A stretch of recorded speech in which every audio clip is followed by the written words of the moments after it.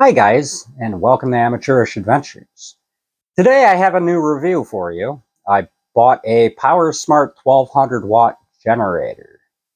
It's a little two-stroke machine. It's under 40 pounds. It's completely portable. Little tiny machine, maybe about yay big. Give or take. It puts out 12 volts DC to charge batteries or run 12 volt accessories. And it has a single 120 volt 20 amp AC out on it. So let's come over to the desk and we can discuss that, go over the paperwork, and I will show you exactly what I purchased. And then we will go outside.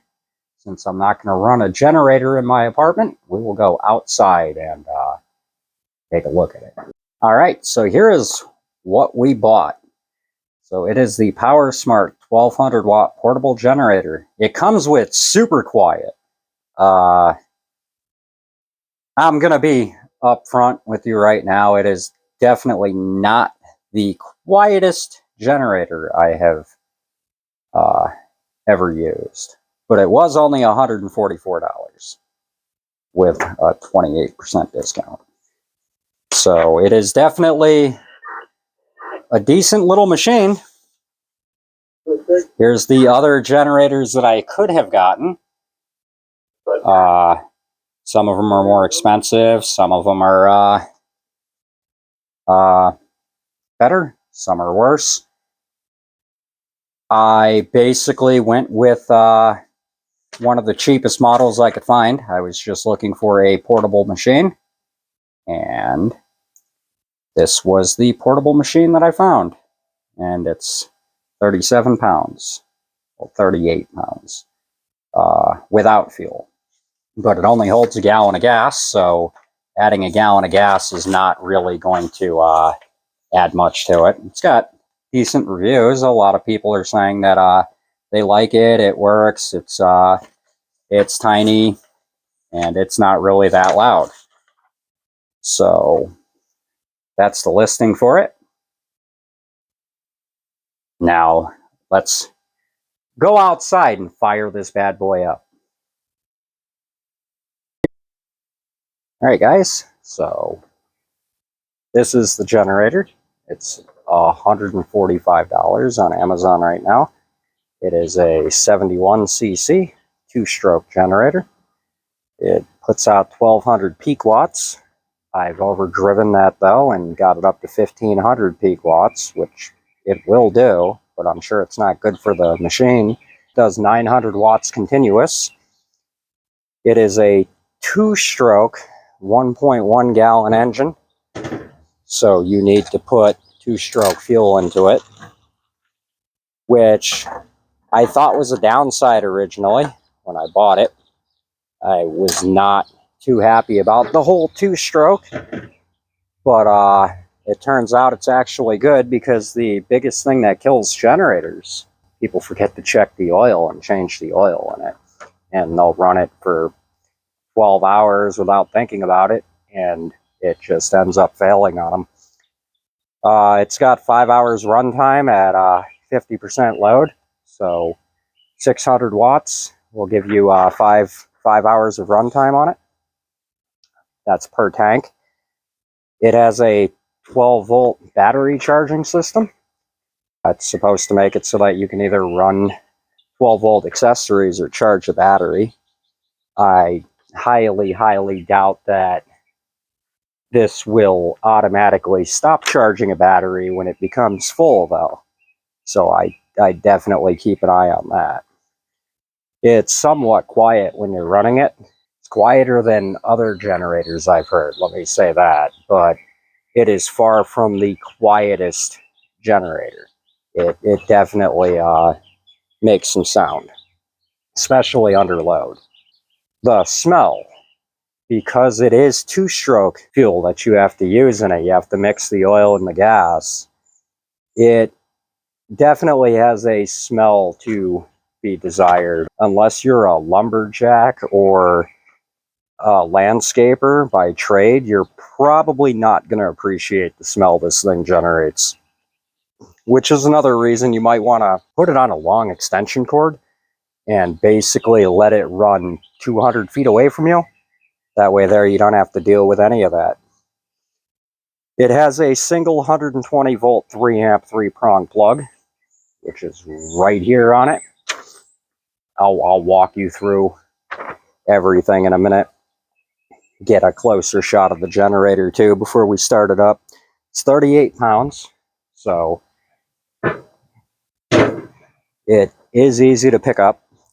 It usually starts in 1 or 2 poles when cold, and it's a very simple single switch operation on it. Let's get you off the tripod and actually take a look at this machine, shall we? So there is your 1 power plug, your circuit breaker reset in case you pop the circuit. You have your start and run, so basically your choke is right here. That is the single switch that runs the generator, and your air filter is underneath here. Now on this side, you have your 12 volt DC out, 5.3 amps it's capable of, and it also has a circuit breaker on it.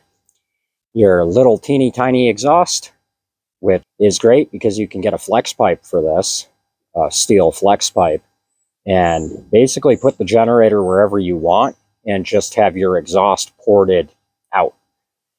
Here is some information on the generator itself, if you guys want to pause and take that down. All right, here's the back of the machine.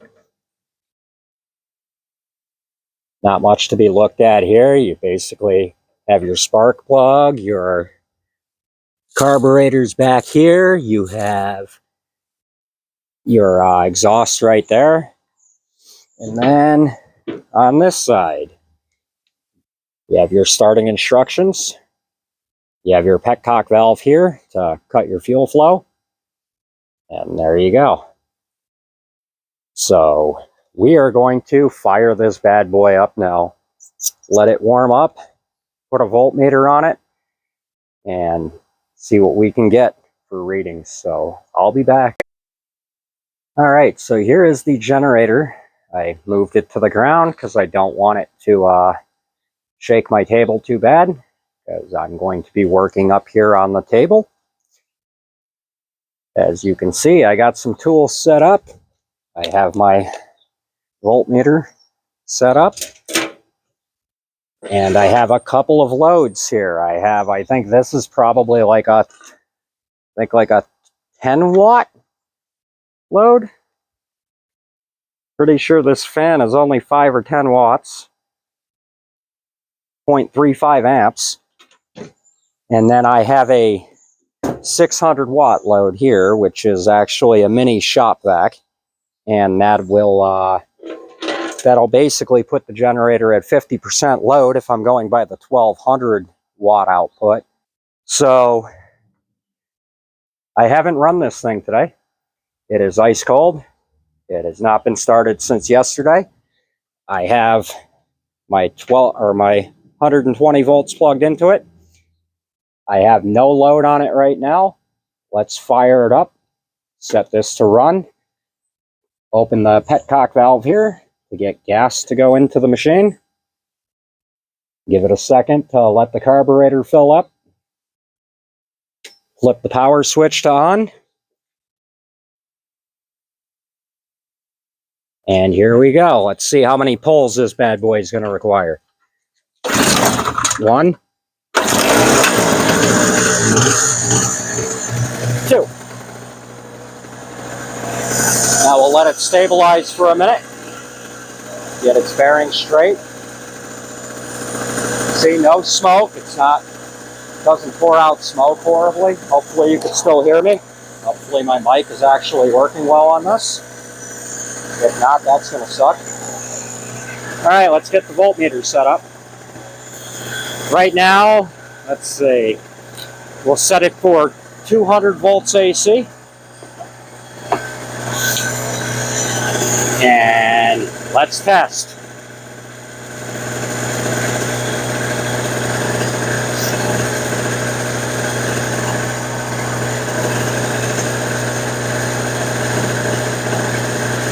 It's not testing properly. Let me try this one. I didn't get the pins in far enough. There we go. So here's your voltage. It is all over the place right now. So I would not suggest running anything sensitive, like computer equipment on this generator. Let's see if you can keep your eye on that voltmeter. I'll bring you down a little bit. I'm going to put a load on it now. I'm going to start with the smaller load from the fan. And we'll see if this will stabilize with a load. So the fan's running now. Output is relatively stable right now at 115 volts. You know, this might actually be stable enough to run computer equipment on. I wouldn't trust it yet. That's the fan. Generator hasn't really changed sound or anything. It's not under any load running this fan, obviously. Let's put a bigger load on it.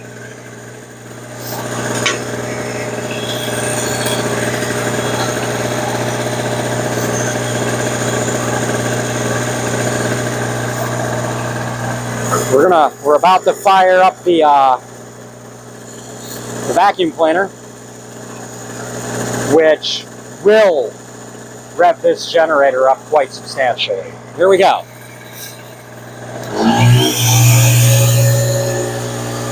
All right, that is under the load now of 600 watts. That meter has stabilized quite substantially, so I think you actually can get away with running computer equipment on here. When I tested it the other day, not so much, but maybe Sean was right. He said that the generator probably had to be broken in.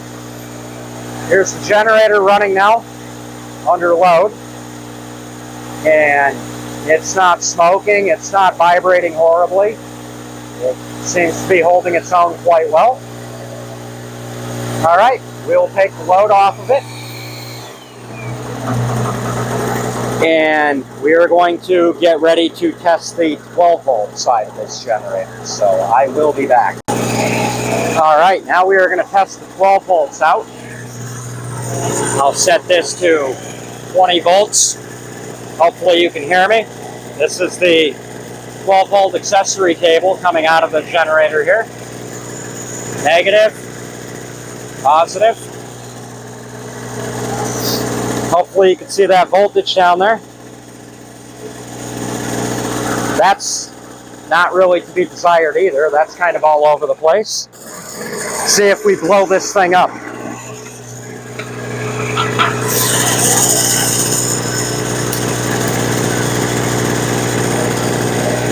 See if it'll power it. It will power it.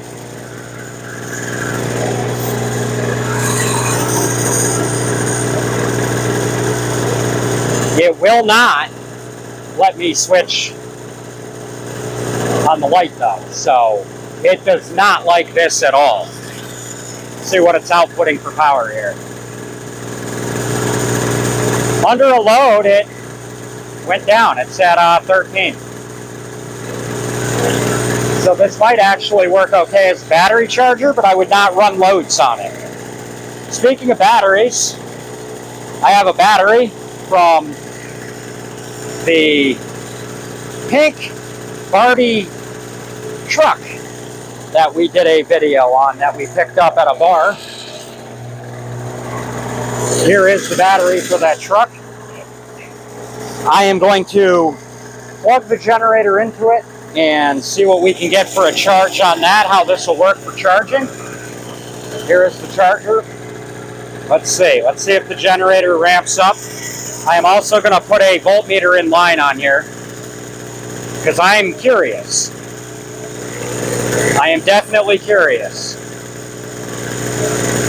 Okay, so we're at 16 volts. Let's plug the battery in, see what happens.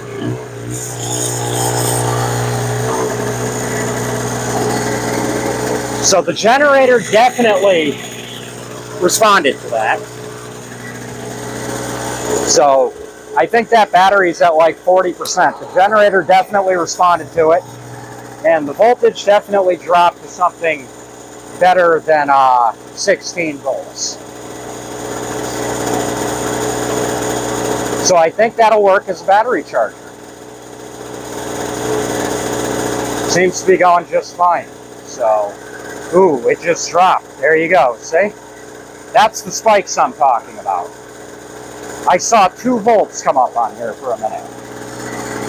All right, so let's shut her down. And you can meet me inside for my final thoughts on this machine. All right, so in conclusion, I like the generator. I'm not being sponsored. People aren't giving me free stuff. So these reviews are 100% unbiased, and I hope you guys can appreciate that.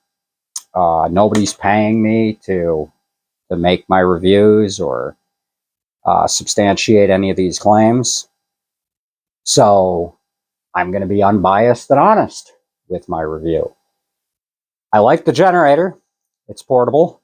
It's definitely compact. It's not annoyingly loud. I do not like how spiky the voltages can be. Mainly, as you saw on 12 volts, it's all over the place. There were points in the video it dropped to 2 volts. And that I don't like. I am hoping that it's something, because the generator is brand new, I am 100% hoping that by running it over time, that's going to stabilize. But as far as the 12 volt side of things go, I don't know if it will. So it is what it is. It's it's under 150 bucks. Other than that, I would absolutely say it's a nice backup generator, or to use what I plan to do with it, which is POTA activations. I was hoping to bring a computer out in the field and run the computer and everything off the generator while I was doing POTA, and maybe even run the radio equipment. After tests, though, I don't think that's going to be feasible. I think I might put a computer on it. It'd most likely be a laptop, so that if there are voltage spikes, it can mitigate that with the internal battery and power brick. But as far as connecting my radio equipment directly to that generator, that's not going to happen. If anything, I will recharge my POTA battery on the generator and then run the radios off the batteries. I will not be hooking my radio equipment directly to this generator. So with that, let's get your thoughts. There were a few issues with the generator, like the voltages dropping on the DC side. If anybody knows what would cause that, yeah, 100%, please throw it in the comments. I would love to hear your thoughts on that, because I am stumped as to what would cause that. And I'd like to do further tests on the generator, but I don't have a scope. So my thoughts and Sean's thoughts are that the wave is probably a square wave.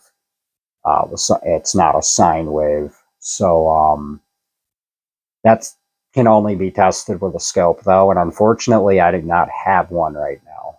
That might change in the future, though. But thank you for watching, and please hit that subscribe button if you like this content. Help out the channel, and I will see you next time.